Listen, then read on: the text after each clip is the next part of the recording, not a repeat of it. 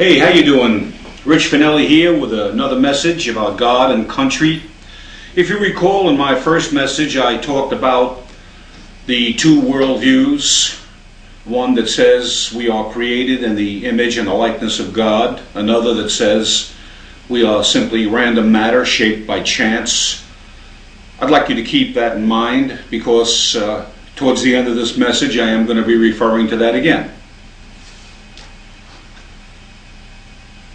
The Declaration of Independence states, "We hold these truths to be self-evident, that all men are created equal, that they are endowed by their Creator with certain inalienable rights, that among these rights are life, liberty, and the pursuit of happiness." And I emphasize that word because I'm going to refer to that during the message also. If you've been a student of American history, either formally or, as I've been down through the years, you begin to see that America has a very noble past. America has been a tremendous force for good in the world. I doubt very seriously if the Axis powers could have been defeated in World War I without the United States of America. I know for a fact that Hitler, Mussolini, and Tojo would have never been defeated in World War II without the participation of the United States of America. And if there's anybody out there who believes that the Soviet would have collapsed without the United States of America, well, as we say in Brooklyn, I got a bridge for sale. You want to buy it? Has America made mistakes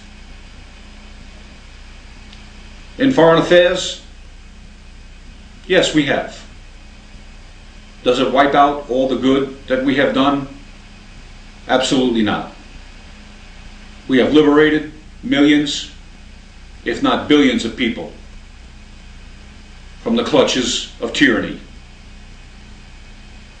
We have spent a lot of treasure and shed a lot of blood on foreign soil to see that the cause for liberty and freedom moves forward.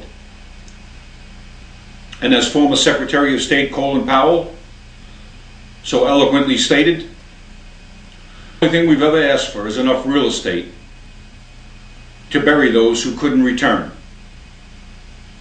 because they lost their lives in the effort. America is and continues to be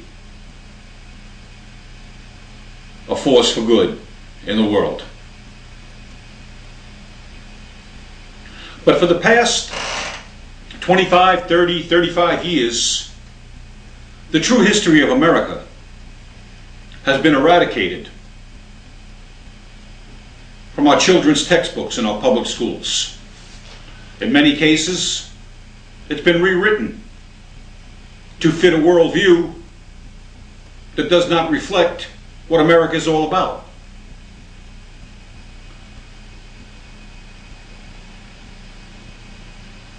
If our children take a science class in school, they are taught the facts of science. If our children take a math class in our public schools, they are taught the facts of math. Why are they not taught the facts of American history?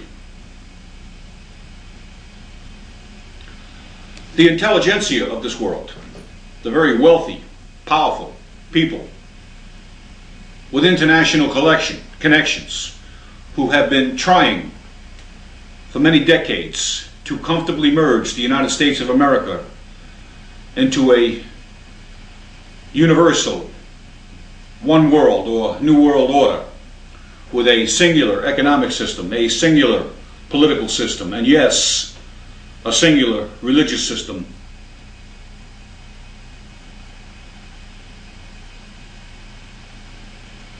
Understand that if our children were taught the true nature of inception, that we were founded on Judeo-Christian principles, and that we believe that each nation has the right to secure and protect their borders and their own sovereignty,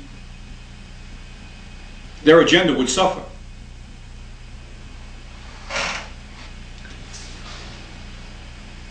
Yet, this has been going on for a long time, right underneath our noses. How has this been happening? How have we as Americans let them do this?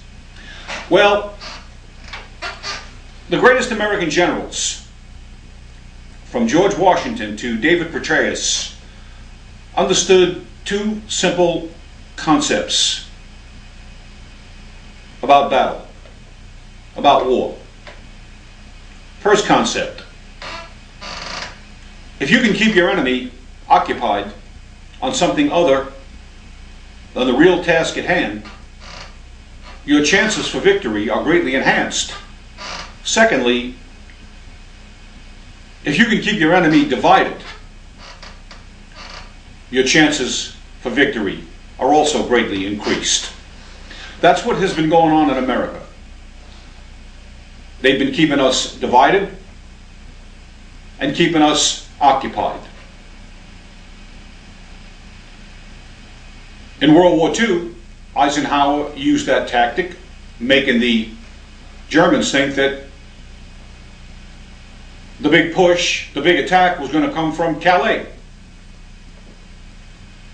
And so the Germans were not ready for us when we hit the Normandy beachhead. Norman Schwarzkopf basically employed the same tactic in the Gulf War.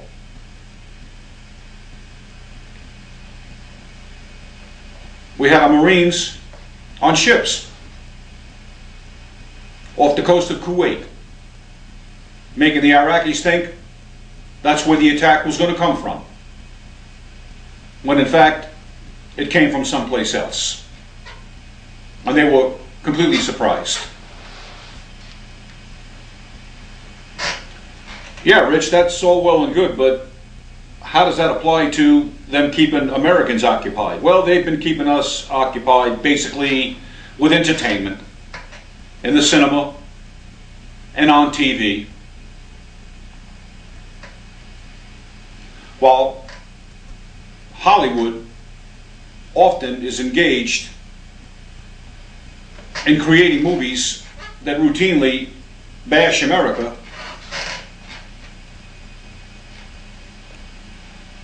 Americans pay good money to go see the movies that come out of Hollywood. $10, $12, $15 a show. Now, there is some work that is worthwhile seeing. We just need to be a little bit more discriminatory when we choose to go to the movies. On television, they've appealed to the men in our country and the women. For the men, it's sports, NFL football, NBA basketball, Major League Baseball, NASCAR. And for the women, mostly it's the reality TV shows.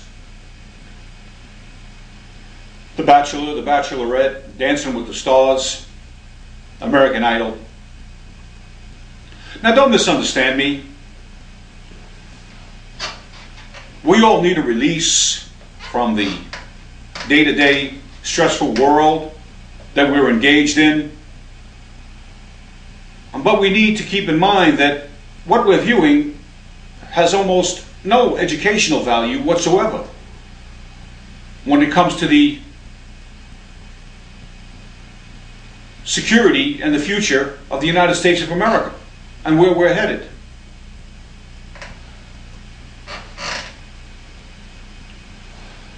I'm a great lover of the game of baseball.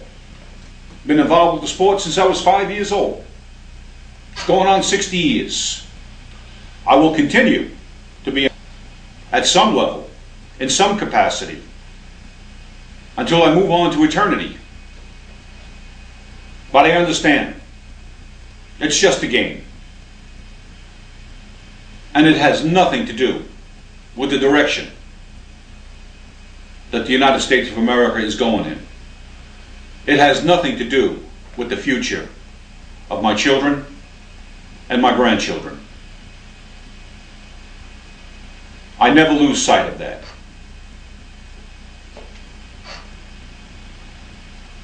How have they been keeping us divided?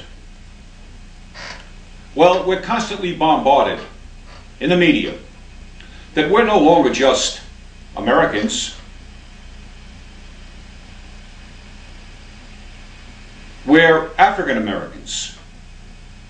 We're Hispanic Americans. We're Latino Americans. We're Asian Americans. We're white Americans.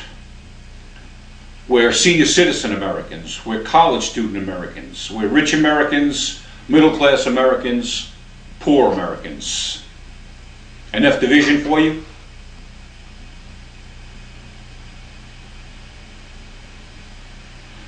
And the two major political parties asked the question, what do we have to do to appeal to these different groups of people to solicit their votes so we can hold on to power? And that's not the question they should be asking. What they should be asking is, what do we have to do to lift up the entirety of the United States of America for all people?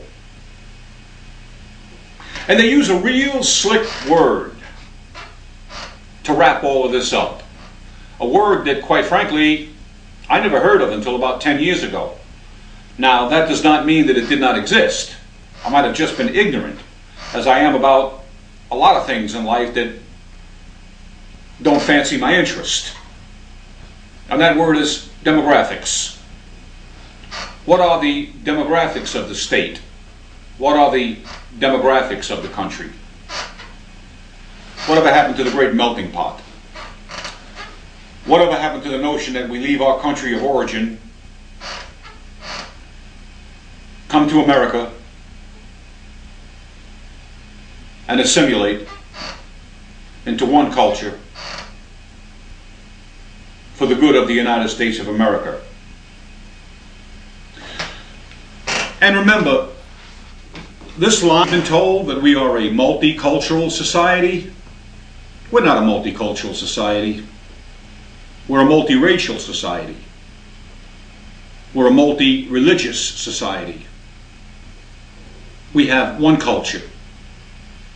It's the American culture. That's what the great melting pot was all about. Now, one of the tools they use to keep us divided, along with constantly reminding us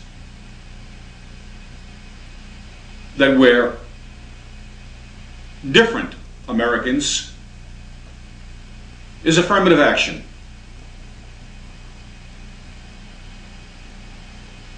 And let's face it, affirmative action is just a flashy term for discrimination. And they've said, well, look, we're just level the playing field. Well, affirmative action has been the law of the land for better than 40 years. Don't you think that the playing field should be level by now? And if it's not, maybe it wasn't such a good idea to begin with.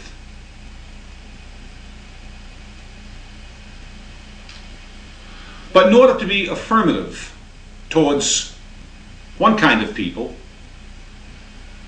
you have to be unaffirmative or discriminatory towards another kind of people. Let me stipulate that I do believe in affirmative action for men and women who have worn the uniform of the Armed Forces of America. When I took my oath to protect and defend the United States Constitution against all enemies, domestic, when I enlisted in the Air Force, the very first thing I was handed was a copy of the UCMJ, the Uniform Code of Military Justice. The first line in the first verse says, and I quote, I am an American fighting man. I am prepared to give my life for my country. Since then, it's been modified to include women, and rightfully so, because the great women of this country have, of their own volition, decided to lay it all on the line for the things that they hold near and dear. Yes, when these people take off that uniform and want to assimilate back into civilian life, they do deserve preferential treatment. They do deserve an advantage for gainful employment so that they can support their family. That's the least we can do for our men and women who wore the uniform of the armed forces of America. But in my opinion, that's where affirmative action should start, and that's where it should stop.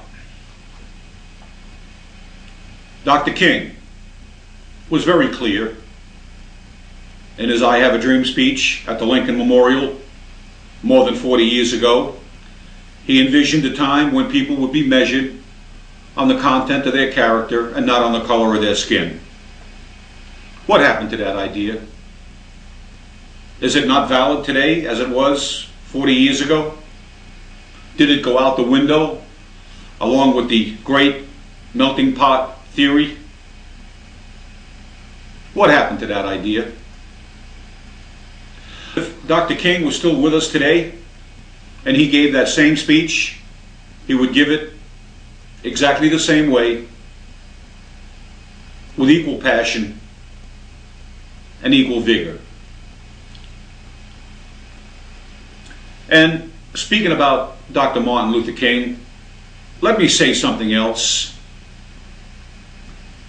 If he was still with us today, this country of ours would be in a lot better shape than it's in right now. Since Dr. King's passing, there have been many people who have tried to pick up the mantle and fill his shoes.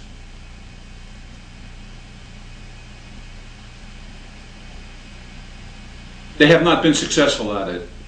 And the reason for that is simple. Dr. King answering with a spirit of servitude. He answered his calling to serve, not to be served. And so those who have tried to fill his shoes, in my opinion, can't even touch the hem of his garment. I don't have to mention their names. You know who they are. If you've been paying attention for the past 30, 35, 40 years. Because they didn't approach the task the same way Dr. King approached it. They didn't approach it from the perspective of being a servant. They saw an opportunity to be served. And I might add, at the expense of the African American community. Now we have a government in the United States of America that is determined to redistribute the income, to balance things out. The Declaration of Independence states, as I said earlier, we hold these truths to be self-evident that all men are created equal, that they are endowed by their Creator with certain inalienable rights, which among these rights are life, liberty, and the pursuit of happiness. You're entitled to life. You're entitled to liberty, to live your life as you see fit within the law. But if you're looking for happiness, you have to pursue it. Nobody can give that to you. Not even the United States of America. Our government wants the economy to work for everybody. That's not going to happen. If you're a drug addict, if you're an alcoholic, if you're a compulsive gambler, if you didn't get a good education, if you had children out of wedlock, chances are the economy is not going to work for you.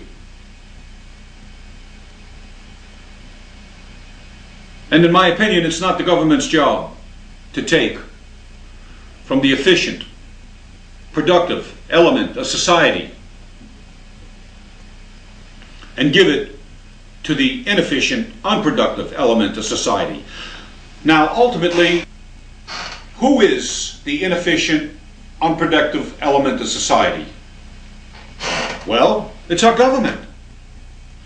Because once you get past our military, which is the finest, the brightest, the most powerful, the most dedicated force the world has ever known, and I thank God for that, and I pray that it stays that way. But once you get past our military, our government doesn't work very well. The private sector can do it much better, much more efficiently, a lot cheaper. I can give you some examples. Do you want to compare the post office with UPS and FedEx? In 1979, the Department of Energy to deal with our energy crisis. Hello. We created the Department of Education to deal with our education crisis. Hello. We created the Department of Homeland Security, and we needed that, especially when you consider what happened on 9/11. But do we need 30,000 Homeland Security people stationed in Washington, D.C. when they should be on our southern border? The government of the United States spends money that it does not have. It borrows 42 cents out of every dollar it spends. We have a $1.5 trillion deficit. We have a $14.5 trillion debt. And if you factor in unfunded mandates like Social Security, Medicare, Medicaid, that all the politicians on both sides of the aisle say they're so concerned about, you're looking at over $100 trillion in debt. We can't even fathom that amount of money. We can't even begin to imagine how much money that is. Yet, the government thinks it's their responsibility to make life better for people in America. They're not making life better for people in America. They're exacerbating the problem. What's going to make life better for people in America is to unleash the creative ability of the private sector. That's what's going to make the American people happier. That is what's going to make us more prosperous. Now, when I opened up this message, I said to keep in mind what I talked about in my first message about the two worldviews, the one that says we are created in the image and the likeness of God, and the opposing worldview that says we're simply random matter shaped by chance. Those who are of the opposing worldview understand all too clear that there is a battle going on for the heart and for the soul of America. They understand that very, very well. It's a battle that has been going on in all of humanity since the dawn of creation. And something very ironic about this battle is The people that are of this view, deep down in their souls, they know they're going to lose. But yet, they keep on persisting. Why? Why do they keep on persisting when they ultimately know what the end is going to be? And again, the answer to that is quite simple. The lust for power. Power over individual lives.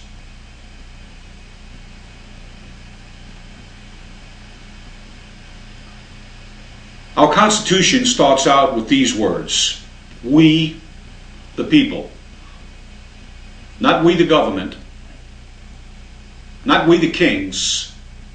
Not we, the elite. Not we, the rich. Not we, the intellectual. We, the people. We, the people of the United States of America, in order to form a more perfect union. Ensure domestic tranquility. Provide for the common defense. Promote the general welfare and secure the blessings of liberty for ourselves and our posterity, do ordain and establish this Constitution for the United States of America. The concept of liberty and freedom. These intellectuals want to remake the United States of America to resemble Europe. And we all know how well Europe is doing. Greece, Spain, Portugal, France.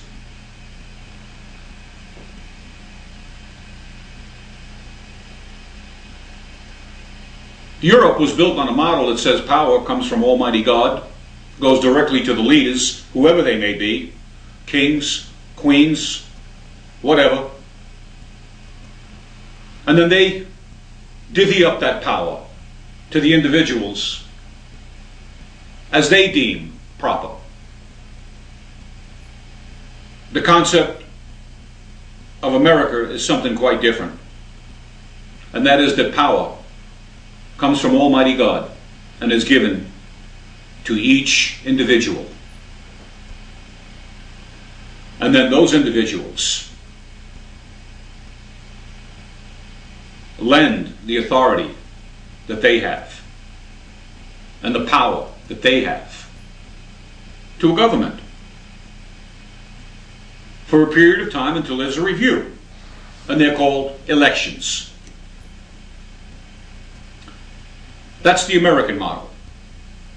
That's the model that is going to ensure that liberty and freedom for all of mankind can endure. Now you say, Rich, how can you be so sure that they're going to lose? What makes you so sure? Well, first of all, I read the last chapter of the last book in Revelation. Secondly, from a practical standpoint, they're outnumbered. As a matter of fact, they're surrounded. Well, if they're outnumbered and surrounded, why is it taking so long? Good question. Because there are people in this country who love God, love this country. They're hardworking, they're moral, ethical, they love their families, they believe in the promise of America, but they're not in the game. They're not engaged, they're on the sidelines. You've heard the story, the saying, there are those who watch things happen, there are those who make things happen, and there are those who wondered what happened. That's the situation in America today. When you have a country like the United States of America, where 94% of the people believe in Almighty God, and we have the kind of serious problems that we have, it tells me they're not engaged. And tells me that they're completely disconnected from what's going on.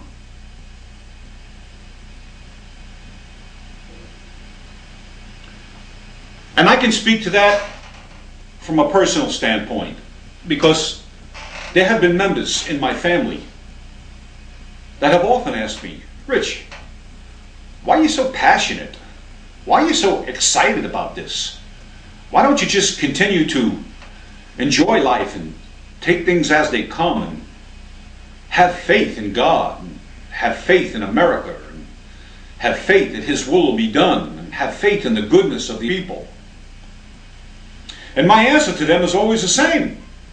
I do have faith in God. I do have faith in the goodness of America. I do have faith in the goodness of the American people. But I also understand that faith without works is dead.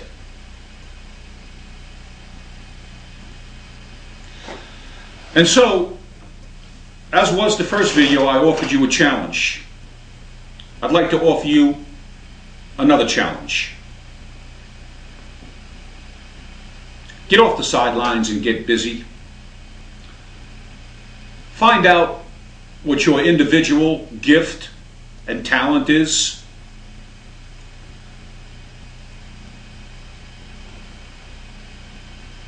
Find out the special gift that God has given you. It may be. I don't know what it is. Only you and God can know what that is. But pursue it with vigor, with passion, for His glory. There's so much work to be done in the United States of America if we are to ensure the blessings of liberty for our children and our grandchildren. Frankly, the problems that are down the road, I may not be alive to see, but my children and my grandchildren will. And I don't want to see them have to deal with them. Let's deal with them right now. Let's set America on the path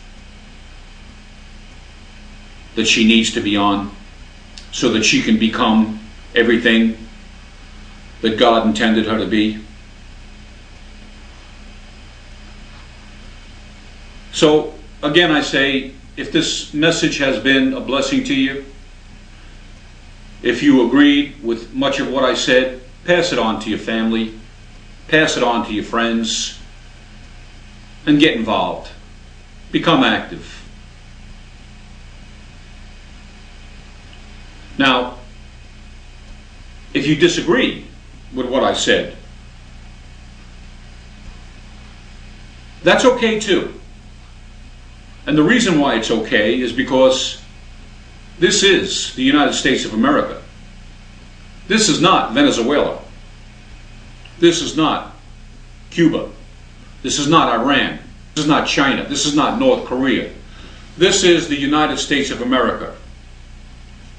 And since our inception in 1776, there have been men and women willing to lay it on the line so that you could continue to believe as you choose to believe and to speak the words you choose to speak.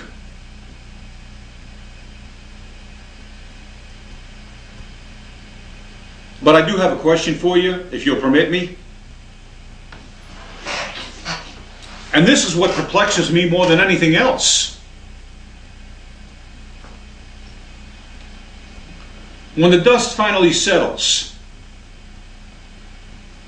and God's kingdom is manifested for the entire world to see, wouldn't it be a lot more fun to be on the winning side? I want to thank you for taking the time to listen to what I had to say. May God bless you all, no matter what you believe. May you continue to enjoy good health, and may you continue to prosper.